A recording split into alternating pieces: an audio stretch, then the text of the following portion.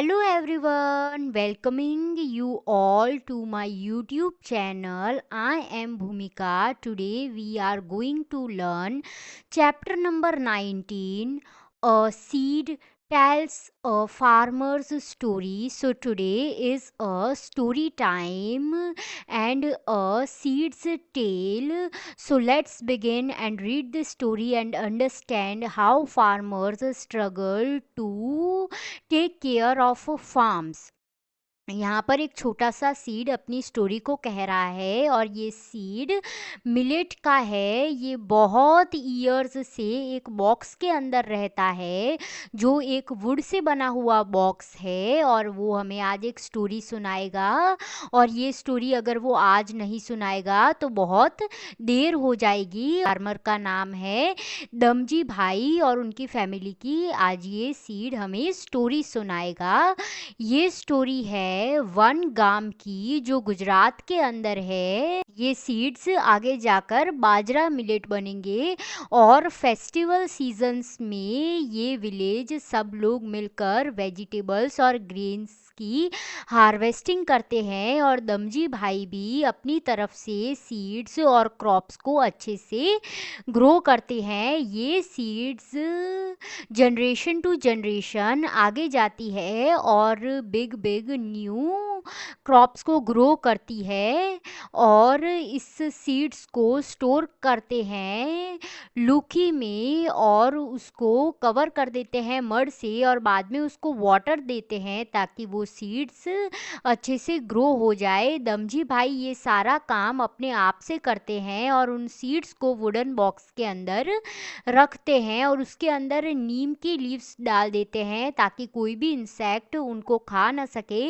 Neem one type of medicine होती है और ये जो बहुत ज़्यादा डिफ़िकल्ट होता है उनको बॉक्स में रखना और उनको डिफरेंट डिफरेंट बॉक्स में रखते हैं और ये बॉक्स सीड्स का होम होता है। उन दिनों में दमजी भाई हैं और वो अपने कजिन्स के पास में जाते हैं। बहुत बड़ी फैमिली होती है, वो सारे विलेजर्स एक दूसरे की बहुत ज़्यादा फार्मिंग में मदद करते हैं और ये लोग सपोर्ट भी करते हैं एक दूसरे को। और जब हार्वेस्ट करने का सीजन आता है, जब वो क्रॉप्स को कट करना होता है, तब वो साथ में सेलिब्रेट करते हैं और वो दिन उनके लिए बहुत ज़्यादा वंडरफुल होते हैं और वो बहुत डिफरेंट डिफरेंट काइंड की वहाँ पर ट्रेडिशनल डिशेस बनाते हैं।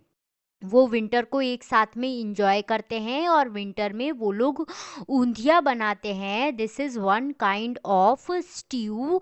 ये वेजिटेबल्स को पॉट के अंदर डाल देते हैं और उसके अंदर डिफरेंट डिफरेंट स्पाइसेस को यूज़ करते हैं। इस पॉट को वो एक हॉट कोल के ऊपर रख देते हैं और इन वेजिटेबल्स को अच्छे से कुक कर लेते हैं। There is a question for today. Which kind of traditional dish you guys wanted to eat or your favorite dish? So do comment in the comment section. So children, if you are enjoying my videos, then do like, share and subscribe to my YouTube channel and hit the like button. अब वो सब लोग भूल जाते हैं कि ये जो पॉट है उसको क्या क्या करते हैं, अप साइड डाउन, इसीलिए इस डिश को ऊंधियू कहते हैं गुजराती में। और ये ऊंधियू को मिलेट रोटी के साथ में खाते हैं और इसको चूल्हे पर ही कुक करते हैं और उसका जो फ्लेवर होता है वो कैसा होता है, अर्दी टाइप का होता है क्योंकि उसको होम में और फील्ड्स में बनाते हैं जब हार्वेस्ट का सीजन आता है। ऊंधियू एंड मिलेट रोटी को बटर कर्ड और बटर मिल्क के साथ में सर्व करते हैं। ये फार्मर्स बहुत सारे डिफरेंट टाइप्स ऑफ क्रॉप्स को ग्रोन करते हैं, जैसे वेजिटेबल ग्रेन्स हो गए हैं और अकॉर्डिंग टू देयर सीजन वो उनको चेंज करते हैं। वहाँ पर फार्मर्स के पास में बहुत सारी टाइप्स ऑफ सीड्स होते हैं, वो उनको बाद में सोल्ड करते हैं। शॉपकीपर्स उनको बाय करते हैं और वो सिटीज़ में जाते हैं उनको सोल्ड करने के लिए। वहाँ पर फार्मर्स कॉटन को भी ग्रो करते हैं। फार्मर्स और उनके फैमिली मेंबर्स उनके हाउस में जो उनको कॉटन मिलता है फील्ड में से उनको क्लोथ बनाते हैं और वाया चरखा वो ऐसा करते हैं। चरखा क्या होता है? स्पिनिंग व्हील होता है। फार्मिंग करने के लिए आपको बहुत ज़्यादा एक्सपीरियंस चाहिए होता है और ये जनरेशन टू जनरेशन सीखते हैं। 20 इयर्स पहले ये जो फार्मिंग थी वो डिफरेंट थी और आज फार्मिंग कुछ डिफरेंट हो गई है, क्योंकि आज काउ डंग्स नहीं है बफेलोस के और काउस के, और वो फील्ड को बहुत ज़्यादा फर्टिलाइज़र बना देती है। इसीलिए हसमुख भाई के लिए अभी थोड़ा अफोर्ड करना डिफ़िकल्ट हो गया है फर्टिलाइज़र्स, क्योंकि आज क्रॉप्स होते हैं वो थोड़े हार्मफुल होते हैं। क्रॉप्स को हार्म कर देती है इंसेक्ट्स, इसीलिए इंसेक्ट्स से को बचाने के लिए उन्हें मेडिसिन्स को स्प्रे करना होता है क्रॉप्स के ऊपर, ताकि उसके ऊपर इंसेक्ट्स ना आए। जब वो फर्टिलाइज़र्स को यूज़ करते हैं उसमें से बैड स्मेल आती है और फर्टिलाइज़र्स बहुत ज़्यादा एक्सपेंसिव भी होते हैं। वो वाटर कैनाल को अभी यूज़ नहीं कर पाते हैं क्रॉप्स के ऊपर, क्योंकि फार्मर्स को सारा के सारा वाटर ग्राउंड में से मिल जाता है और उन्हें पंप कर कर क्रॉप्स के ऊपर उन्हें खुद से डालना पड़ता है। जो मनी होता है वो सारा एक्सपेंस में चला जाता है, लोन्स में चला जाता है बैंक्स के, और उनको जो थोड़ा सा प्रॉफिट होता है वो भी उन्हें लोन में पे ही करना पड़ता है। But there were little profit. Everyone was growing cotton, so the cotton prices were not so high as before. The soil itself was no longer the same. Growing the same crop over and over and using so many chemicals had affected the soil so much that now nothing would grow here there. It was becoming difficult to earn a living for farming alone. अगर थोड़ा profit हो जाता था cotton को grow करने पर, तो जो कॉटन के प्राइसेस है वो बहुत ज़्यादा कम हो गए, क्योंकि सब लोग कॉटन को ग्रो करते हैं।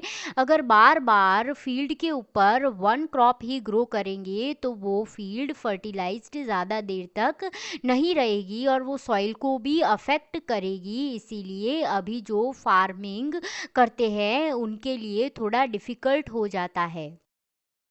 Hasmukh too changed with the times. He is often tense and angry most of the time. His educated son Paresh did not want to do farming. He now started work as a truck driver. After all, the bank loans still had to be repaid. Often, Paresh does not come home for days. At times, he is away for a week. 2 days back, when he come home, Paresh started looking for something. He asked his mother, "Where is Dadaji's wooden seed box? It will be useful to keep the screws and tools for the truck." हसमुख भाई भी according to the time वो भी change होते रहते हैं और वो अपने सन परेश के ऊपर बहुत ज़्यादा एंग्री रहते हैं, क्योंकि परेश एजुकेटेड है इसीलिए वो फार्मिंग नहीं करना चाहता, वो एक ट्रक ड्राइवर बन गया है और उनको सारे बैंक्स के लोन्स भी तो पे करने पड़ते हैं। परेश बहुत दिनों तक तो होम नहीं आता है और कभी वीक में अगर वो आता है तो परेश ने वन डे अपनी मदर से कहा कि हमारे जो ग्रैंडफादर के पास वुडन सीड बॉक्स था वो कहाँ गया है, अभी वो मेरे लिए हेल्पफुल होगा क्योंकि मैं उसके अंदर स्क्रूज टूल्स रखूँगा ट्रक के लिए। और अभी आपको पता चला कि जो सीड्स होते हैं वो उस वुडन बॉक्स में रखते हैं, वो ट्रक्स के टूल्स के लिए नहीं बना हुआ है। In this chapter, we are going to read a journey of bajra seed from field to a plate. You can see in the first picture the farmers take out the cob and they used to pastel the cob to separate the seed from the cob. In the third picture you can see a separated seed via machines. They used to flour the seed and then they eat the millet rotis. In many languages you wish to use, आप ये बहुत सारे languages में देख सकते हैं कि millet को हम बाजरा भी बोलते हैं और बहुत डिफरेंट सिटीज़ और एरियाज़ में उसको डिफरेंट डिफरेंट नेम्स के साथ में कहते हैं. So children, in this chapter we have learned a story of a seed. Children, thank you for watching my YouTube videos.